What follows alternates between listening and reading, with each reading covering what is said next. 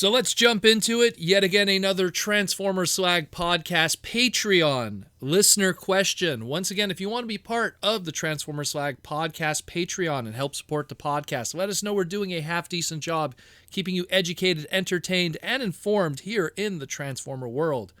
Patreon.com/Protoman, or check the pinned comment or the description below to find the link to come join us. What does it get you if you join the Patreon and support the podcast? It gets your name in the end credit scroll at the end of every segment moving forward, access to our exclusive Discord where you could save money on your hobby. Come join the Discord, talk about Transformers, and learn about all the deals that happen every single week in the retail world so you don't have to pay full price for your robots in disguise. We also have lore. We have all kinds of cool stuff that happen in our Discord, sales threads, and of course, depending on what tier, you might get little access, of course, to our giveaways that we do once in a while. You'll get access to all kinds of stuff that we throw free in the mail when we do exclusives. And most importantly, depending on what tier, you might get a little gift basket in the mail. Or, like today, ask the Patreon listener question. We have a Patreon listener question here from Cringe McCringle, longtime patron of the Transformer Slag podcast. And Cringe McCringle wants to know, good day, Proto. I have a listener question I am hoping hasn't been answered yet. Well, let's hope so. What is the history of light piping in Transformer figures? What figures were the first to have it? And why do less and less figures seem to have it today? And most importantly, what do you think is the best figure to ever have light piping in Transformers? My personal answer is the Transformers Dark of the Moon Deluxe Class Cyberfire Bumblebee. Hope you are having a great week, Cringe McCringle. Well, thank you for the question, Cringe McCringle. To go into your answer first, man, that Cyberfire Bumblebee, I remember when that first came out, that thing was crazy evil looking. Like, it had these super glowy eyes, and for the longest time, people were debating if it even was the light piping or if they added some kind of paint to make it look like that, but it is the light piping. It just looks crazy how much it absorbs light compared to even its own repaint counterparts next to it. So that's a pretty good example, but I probably have a few other interesting ones to bring up. But first, let's go to the beginning of your question here. So, what was the first Transformer figure to have it? Well, amazingly with light piping, and light piping has a very funny history. It started with the very first year, which I like to consider the worst year of Transformers. I did a segment on the Transformer Slag podcast called The Worst Year to be a Transformer Fan, and what year that was. Go check out that segment. It's a really good one. I think that was a Patreon listener question also. Someone asked me that. But the thing is that year was 1992, and it was the worst year for Transformers. No fiction, no comics, no nothing. It was this like bridge year between Generation 1 going into Project Generation 2, and literally that entire year across the entire globe, less than a dozen figures came out. Like the United Kingdom and Europe, they got the Turbo Masters, the Predators, and then like the Rescue Force repainted from Lio Kaiser members, and some single-carded Constructicons done in the soon-to-be G2 colors, and that was that. And then those toys were then lightly distributed in Canada and lightly distributed and localized in Japan. And that was it. That was it. But through those figures that I just listed, the birth of light piping began. Because through those Turbo Masters of Boss, Flash, Hurricane, and Scorch, and the larger figures of Rotor Storm and Thunderclash, and of course the Decepticon side of that, of Falcon, Skydive, Snare, Talon? Yeah, Talon. And then, of course, the larger ones, the more popular of all of them, in my opinion, Stalker and Skyquake, gave birth to this light piping idea. And the light piping idea actually was born more so out of other gimmicks, more so than just for it being part of the head. Because through that, and this will be one of my entries of one of my favorite ones, it's not the best one, but it's definitely up there, is Skyquake. Because Skyquake had this light piping in his head, he had this light piping in his chest, he had these light piping on these like side nipples even, like there was all this light piping going on, and it had a shutter system where like in the vehicle mode, you could close the light piping shutters with this little slider, like it was crazy. And his head sculpt too. You could close the light piping for the head sculpt because he had a shutter on the back of his head. There was so much crazy stuff going on with him. And of course, he had that slideshow gimmick with the other Predator members where you put one of those figures in there and you had some light piping that went through and did a little slideshow kind of viewing thing. And that's kind of how it was born. It was kind of born out of that, where it's like, well, we have to feed light into the figure so we could have these slideshows and kind of do that kind of thing. And that was that.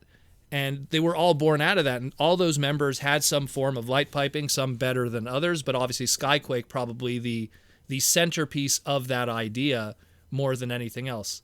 And so he was definitely up there in my opinion. But he was like the beginning of it. And that was, again, Skyquake came out in Europe, came out in Canada. We got it also. It didn't come out in Japan. That was one of the few that was left out in that assortment. It was supposed to be the character of Scratch. It got a limited release, but that's a whole other story.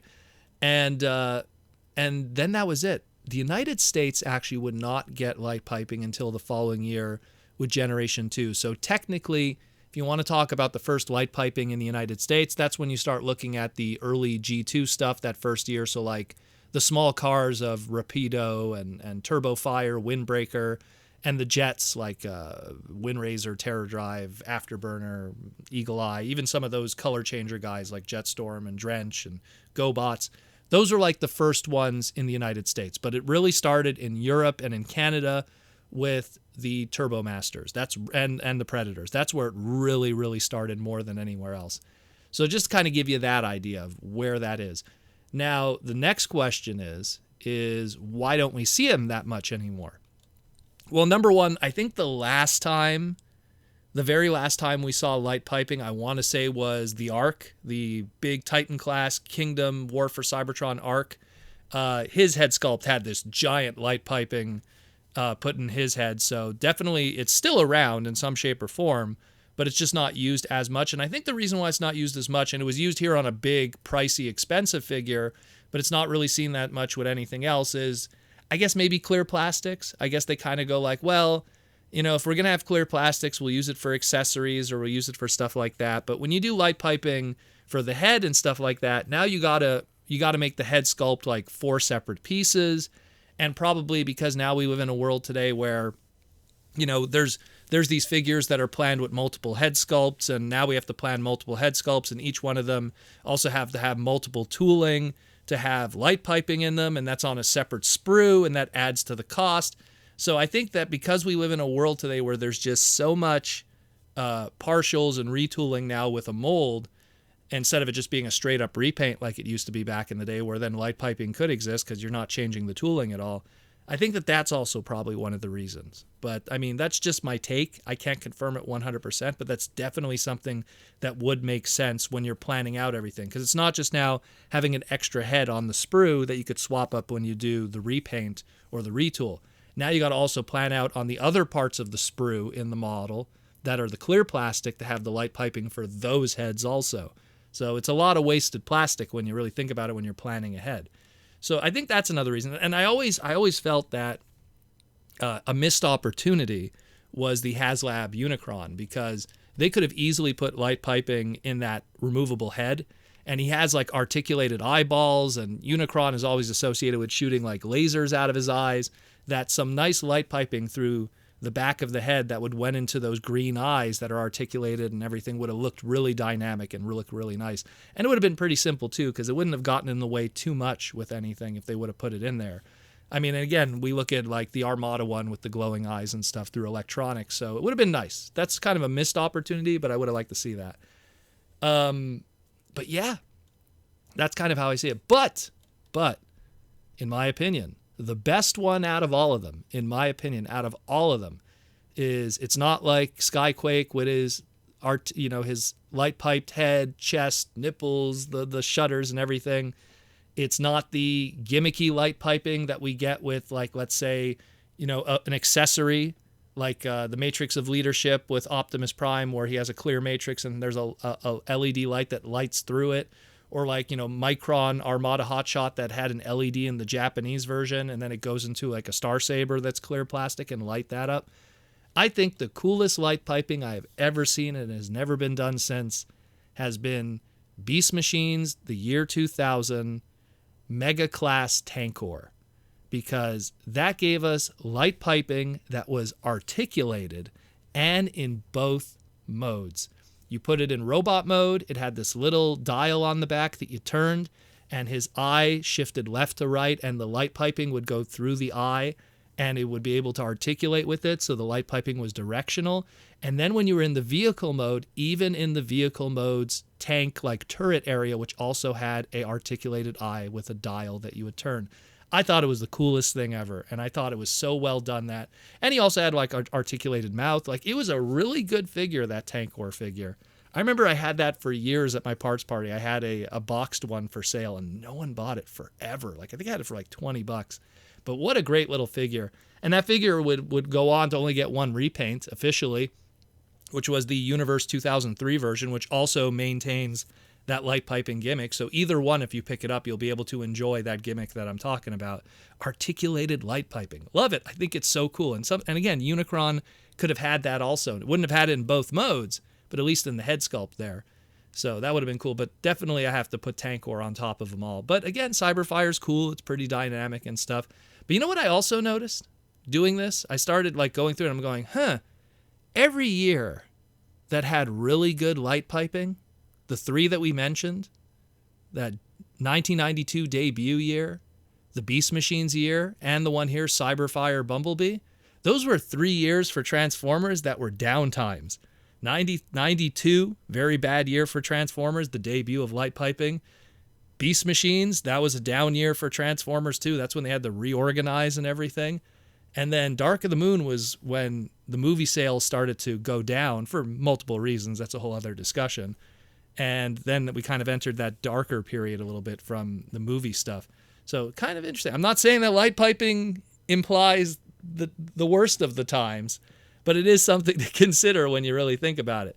So let me know what you think. What do you think is your favorite light piping Transformer? What do you think is the best one? Not light up eyes. That's a different story. Just natural light going through the back of the noggin or some area of the figure and lighting it up all beautiful. Like, I'm going with my Beast Machines Tankor, even though I don't think it's the best line in the world, but it is a pretty unique version of that character in a very unique way that they handle that gimmick. Let me know what you think, and if you want to be like Cringe McCringle, support the podcast, join the Patreon, and let us know what you think. Let us know what you think and help support the podcast. Again, patreon.com/Protoman, or check the pinned comments or the description below. And thanks for tuning in to the Transformer Slag podcast, and I'll rock out with the robots in disguise and talk with you later today.